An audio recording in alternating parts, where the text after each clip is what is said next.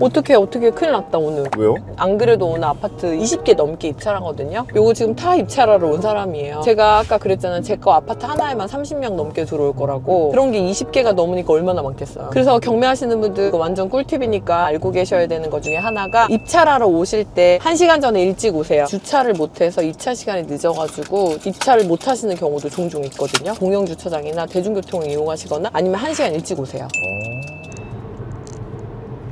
좋은 아침입니다. 네, 피디님 잘 주무셨습니까? 저를 너무 많이 데리고 다니시는 것 같아요. 제가 사랑하는 도시 인천을 또 왔습니다. 인천 왜 가시는 거예요? 법원에서 미팅도 있어가지고 오늘 돈도 좀 벌어볼 물건도 잡고 많은 분들도 좀 만나려고 와봤습니다. 오늘 뭐 법원에 지금 경매 입찰하러 가신 거예요? 네, 맞습니다. 어떤 물건 하러 가시는 거예요? 아까 전에 오면서 잠깐 보였는데 여기 92년도에 준공된 1200세대 구축 아파트를 입찰해보려고 법원에 가고 있어요. 92년도에 이런 거 경매해도 되는 거예요? 그럼요. 지금 얼마에 받으시려고 하는데요? 금액은 저는 한 8천 후반대 금액을 쓰려고 하고 있고. 아파트가 8천만 원이라고요? 네. 인천에 8천만 원짜리 아파트가 있어요? 그러니까 사이즈가 좀 작아요. 한 12평 정도 되는 아파트고 구축이고 저층이에요. 1층. 그래서 사람들이 조금 기피하는 게 있죠. 그래서 요거 싸게 낙찰 받아서 수리해서 바로 매도하는 거 한번 해보려고 해요. 지금 그러면 대표님의 계획은 어떻게 되시는 거예요? 8,800에 낙찰을 받는 건가요? 네, 한 8,700에서 8,800만 원 정도 낙찰을 받고 약간의 수리를 한 다음에 1억 초반에 매도하는 게 플랜이에요. 수리비가 얼만데? 그러니까 500에서 600만 원 정도 수리 비용으로 수리할 수 있거든요. 그래서 그 정도 수리를 해놓으면 집이 좀 깨끗하고 입주하고 싶은 마음 들게 만들 수 있어요. 그 정도 수준으로 해서 1억 초반에 매도하는 게 플랜이에요. 실질적으로 들어간 돈 한 9천, 한 3,400 될 것 같은데 매도가 1억이면 남는 돈이 한 1,000만 원밖에 안 되거든요. 네. 근데 거기다 세금 내고 하면 뭐 없는 거 아닌가요? 저는 매매 사업자라고 오늘 사서 내일 팔아도 일반 과세 받을 수 있는 사업자로 집을 사고 팔고 있거든요. 그래서 실제로 1,000만 원 정도 남아도 한 60만 원 정도의 세금밖에 내지 않습니다. 양도세가 그거밖에 안 되나요? 신기하죠? 네. 피디님도 하세요. 근데 왜 이런 걸 다들 안 하는 거예요? 왜냐면 집을 단기간 내에 팔면 되게 양도세 세다 생각하잖아요. 모르시는 분들이 많은 것 같고 집을 사업자로 사고 파는 행위를 해야 돼요. 그러면 많이 사고 많이 팔아야 되거든요. 네. 근데 생각보다 저처럼 전업으로 하지 않고서는 쉽지 않기 때문에 못 하시는 것 같아요. 대표님 이렇게 오늘 가실 경매 갈 때 대표님 어떤 거 준비해서 가시는 거예요? 여러분들도 알다시피 도장이랑 신분증이 있어야 되고요. 그리고 입찰을 하시려면 입찰 보증금이 필요합니다.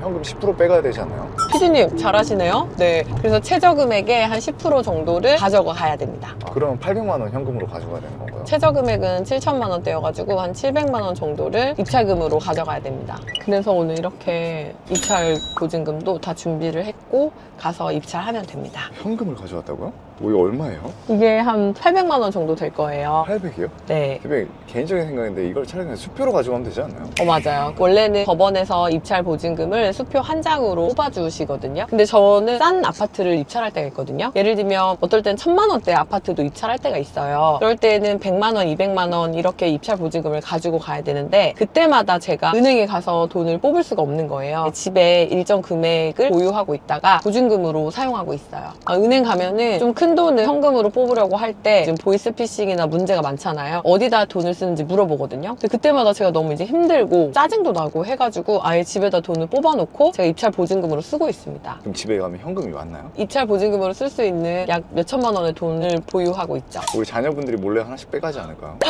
근데 저희 애들이 몰라요. 돈이 집에 그렇게 있는 걸. 이 영상 보고 있지 않나요, 아이들이? 시청 금지입니다. 제가 그냥 어설프게 냅두지 않았기 때문에 갖고 갈 수 없을 겁니다. 그래서 저는 입찰 보증금 뽑으러 그때마다 사실 은행에 갈 수도 없고 지금은 집에다가 일정 금액을 두고 또 폐차하면은 보관하고 있다 또 사용하고 이런 식으로 하고 있어요. 거의 집에 ATM기를 설치하셨네요.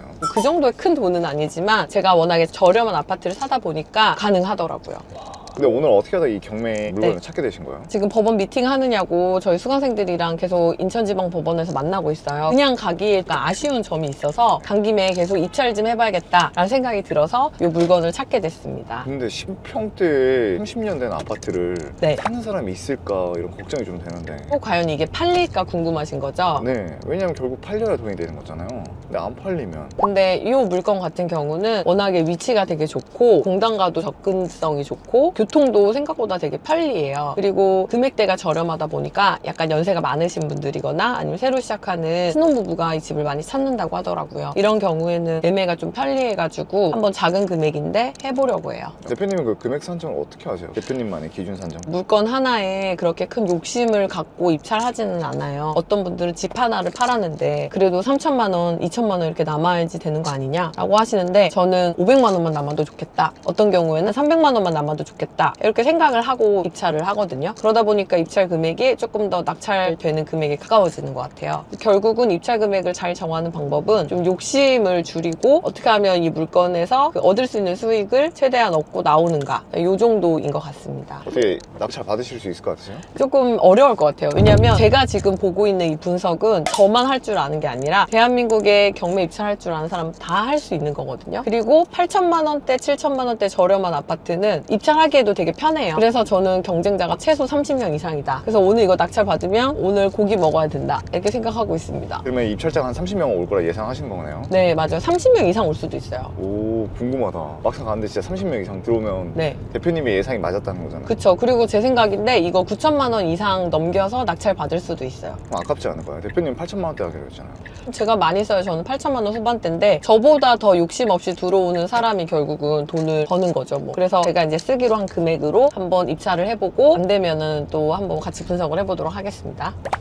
당근! 대표님, 근데 쓸데없는 궁금증인데요. 네네. 경매장감 다들 알아보시나요? 저를요? 아무도 못 알아봐요. 아, 저번에 한 분 알아보시더라고요. 그래서 아, 깜짝 그래요? 놀라가지고 네. 그다음에 제가 화장을 하고 있잖아요. 항상 혹시나 누가 알아볼까 봐. 농담이고 저는 어쨌든 부동산을 전업으로 투자하잖아요. 저한테는 법원이 직장인 거예요. 제가 결심했던 것 중에 하나가 입찰 가는 날은 최대한 예의를 갖추자 해서 저는 아무렇게나 입고 오거나 화장 안 하고 온 적이 없어요. 항상 옷 제대로 입고 화장하고 그리고 격식을 갖추고 입찰을 하러 옵니다. 저만의 원칙입니다.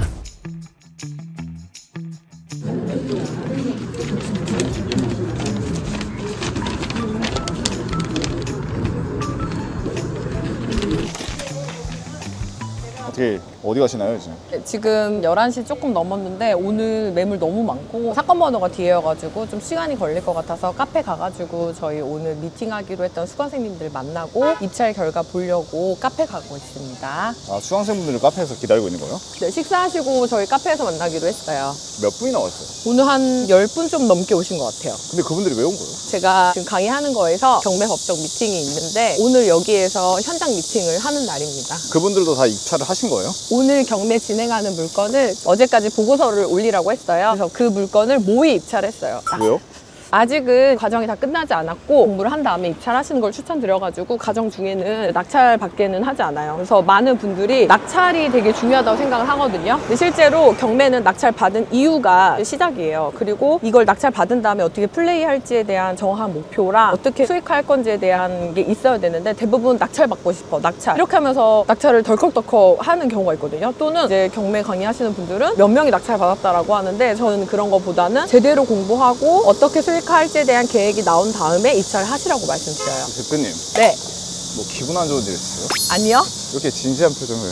이제 오늘 저도 입찰을 했고 사람이 너무 많더라고요. 그래서 살짝 긴장을 했습니다. 당근! 피디님 오늘 어떠셨어요? 결과가 전 제일 궁금한데 네. 어떻게 됐어요? 결과는 제가 쓴 금액보다 600만 원 정도 높게 다른 분이 받아가셨고 제가 아까 말씀드린 것처럼 30명이 정말 입찰이 들어왔고 그리고 저는 3등을 했습니다. 3등. 와, 근데 600만 원이나 차이 나네요. 그러니까요. 그래서 생각보다 강의 회복이 되는 속도가 좀 빠른 것 같고 조금 더 전략적으로 입찰을 해봐야 될 것 같습니다. 1등이 9,400이 될 거라 생각하셨나요? 아니 솔직히 말하면 저는 저보다 한 3, 400 정도 높게 올라갈 거라고 생각을 했는데 저는 그렇게까지 써서 수익을 낼 수 있는 방법이 없어서 못 썼던 거고 낙찰 받으신 분은 나름의 계획이 있으실 것 같아요. 근데 아마 실입주일 수도 있을 것 같다는 생각도 해요. 아, 근데 만약에 실입주로 9,400이면 괜찮은 거 아닌가요? 그쵸. 왜냐면 지금 있는 물건보다 좀 저렴하게 들어갈 수 있으니까 괜찮은 것 같습니다. 이렇게 폐찰하면 기분이 좀 씁쓸하지 않나요? 근데 오늘은 작정하고 온 건 아니었고 올 일이 있었을 때 그냥 입찰한 거여가지고 뭐 어쩔 수 없다 이렇게 생각하고 있어요. 있어요? 그 다음 또 경매는 언제 하실 거예요? 저는 이번 주에 2개 정도 더 입찰할 거예요. 하고 다음 주에 3개 정도 입찰할 예정이에요. 항상 우회인 게 대표님도 이렇게 폐차를 많이 하는군요. 그럼요. 변수가 항상 있어요. 결국 입찰하고 낙찰하는 거는 욕심이랑 그리고 조금 더 수익을 내겠다 이렇게 생각을 하면 저는 낙찰을 받기는 이제 힘들죠. 그럼 가보실까요? 당근. 저도 이렇게 생각보다 폐차를 많이 하거든요. 근데 그럼에도 불구하고 계속 하는 이유는 이런 식으로 계속 입찰을 하면 감각을 잃지 않을 수가 있고 지금 현재 시장이나 분위기가 어떻게 바뀌고 있는지를 현장에서 알 수가 있어요. 그렇기 때문에 여러분들도 폐차를 하시더라도 꾸준히 입찰하시고 그 경험을 쌓으셔서 본인의 내공으로 만드셨으면 좋겠습니다. 오늘 그럼 오늘 떨어진 이 현찰을 다시 저희 집 ATM 기기에 넣도록 하겠습니다.